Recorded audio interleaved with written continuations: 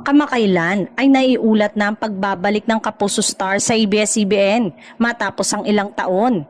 Binisita niya ang mga studio at dating dressing room niya roon at nabuhay muli sa kanyang nakaraan bilang child star sa Kapamilya Network. Bagaman kapuso na siya, malinaw ang nostalgia at connection niya sa ABS-CBN. Marami tuloy ang nagtatanong kung tuluyan ang babalik ito sa Kapamilya. Hanggang ngayon, walang opisyal na kumpirmasyon mula sa ABS-CBN kung magbabalik bilang aktibong kapamilyang artista.